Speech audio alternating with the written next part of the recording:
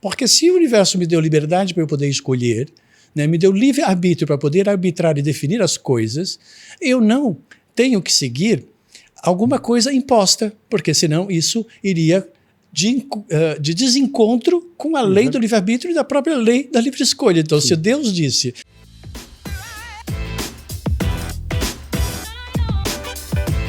E ele fala com a alma das pessoas e não com o ego. Como que é isso? Porque para mim o ego é o ente, é a pessoa como realmente ela é. Né? Uma outra coisa é o seu ego. O seu ego é a sua identidade, é a sua imagem social, formada a partir daquilo que são os teus interesses, aquilo que personifica você através daquilo que você se identifica.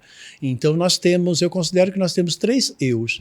Nós temos o eu do ego, o eu do espírito e o eu da alma. Isso forma uma tríade do eu. Essa tríade do eu, quando ela está em pleno equilíbrio, se transforma numa força plena de realização, onde o querer e o desejo do ego conecta com a intenção e o sentido do espírito e com o propósito da alma. Então, quando a gente junta tudo isso, realmente, e de fato, nós paramos de sentir aquela divisão entre as trevas e a luz, né? Entre o meu ego não está contribuindo com a minha alma. Então, é uma visão muito mais superior. É quando você entra na alma, você entra no ente, você entra na essência, você entra na verdade, você entra naquilo que a pessoa é, e não o arquétipo representativo daquilo que ela projeta na sociedade.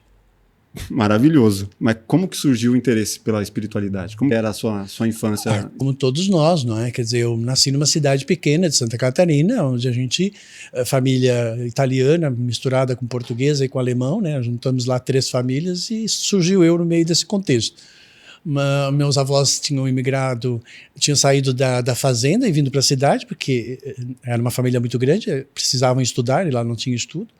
E aí fomos para essa cidade, e aí o meu contato com a espiritualidade foi indo para a igreja todo domingo. Né? Eu ia para a igreja e via aquele senhor lá na frente falando um monte de coisa, que não fazia muito sentido para mim, né?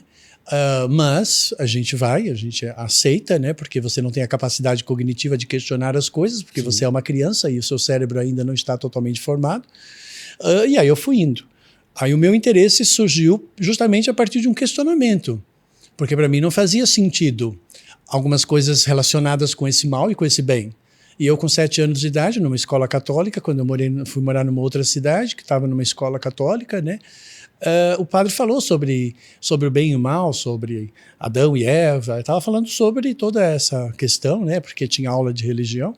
E aí eu lembro muito bem que ele falou que a gente tinha que temer a Deus e a ira de Deus. E aí eu peguei e falei para ele, eu tinha 7 anos, assim, não estou te entendendo, não estou entendendo. Se nós temos que temer a Deus e a ira de Deus, e nós também temos que temer ao diabo, quem é que está a nosso favor?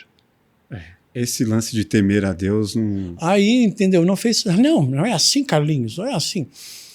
Porque você tem que ser uma pessoa do bem. Tem que ser.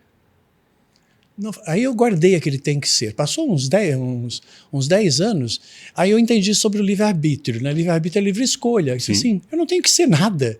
Porque se o universo me deu liberdade para eu poder escolher, né, me deu livre-arbítrio para poder arbitrar e definir as coisas, eu não tenho que seguir alguma coisa imposta, porque senão isso iria de desencontro com a lei do livre-arbítrio e da própria lei da livre escolha. Então, se Deus disse, você é livre e você pode definir, porque eu te dou a capacidade de poder definir, porque eu te dei um cérebro para você poder questionar as coisas e validar as coisas e perceber a existência das coisas, não faz sentido que eu venha agora e diga, olha, você pensa assim ou você não pensa. Você é livre até a página 2. Exato. Percebe que não faz sentido? Então, para mim, a espiritualidade, ela se transformou numa via de autoconhecimento e de desenvolvimento pessoal, como sempre foi, como uma transcendência de certos fatores que regiam a nossa vida.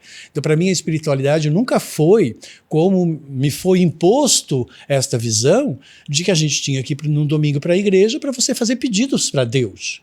Onde você acaba ficando no seu inconsciente com essa referência de que a espiritualidade é sempre para você pedir alguma coisa, para você adorá-la e você rezá-la para que ela esteja sempre te protegendo do mal. E basicamente são esses 3 conceitos que você aprende na religião. E praticar naquele ambiente, né? Na casa de Deus, né? Você tem que ir lá. Exato, e praticar ali, quer dizer, não faz sentido.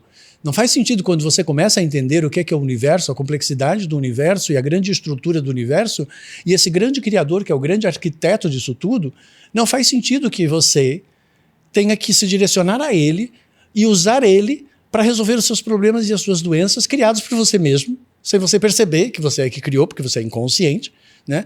E também só para quando você está numa necessidade, entende? Ou seja, as pessoas, muito raramente eu via as pessoas indo para a igreja para pedir, olha, eu quero a consciência para saber por que eu fui traído. Eu quero a consciência para saber por que eu fui enganado. Eu quero saber e ter a consciência do que eu fiz para ter somatizado essa patologia no meu corpo.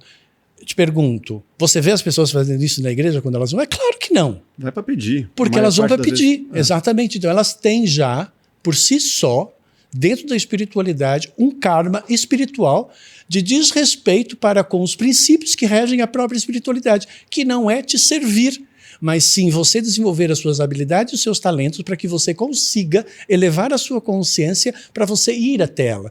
Não é a espiritualidade que tem que vir até você quando você necessita, mas sim você que tem que ir até ela como um objetivo de evolução para você depois atingir a expansão. Porque existe uma diferença entre evolução e expansão. Sim. A expansão só surge depois da evolução. E evolução só surge depois que você transcende a razão limitada no favoritismo apenas pessoal e resolução apenas pessoal, que é o ego, dissonante, ainda primitivo, que precisa ser elevado para uma outra visão do próprio ego, onde ele serve não apenas para benefício próprio, mas para a satisfação de ser uma força de realização que serve ao próximo e faz tudo para benefício do próximo. Aí, nesse instante, a razão dele se torna o serviço prestado ao outro, o serviço como uma fonte que gera resultado favorável aos outros. É muito diferente de uma perspectiva onde você está trabalhando para ganhar dinheiro, para manter a sua vida, a sua sobrevivência, trabalhando para você se autoafirmar, para você mostrar que, afinal de contas, você tem valor, né? Trabalhando ou tentando gerar resultados para você tentar sanar o seu vazio interior, a sua carência, né? Ou seja, as pessoas são egoístas. Por que são egoístas? Porque elas querem que o outro dê coisas para elas que elas não estão entendendo que são elas que têm que desenvolver isso. Então esse que é esse ego dissonante. Se você gostou desse corte, com certeza vai gostar do episódio completo. Vá aqui na descrição, pegue o link e saiba muito mais sobre espiritualidade e sobre a constante luta entre o bem e o mal com Carlos Florencio. Se inscreva no nosso canal, deixe seu like e até o próximo Plugado Podcast. Valeu!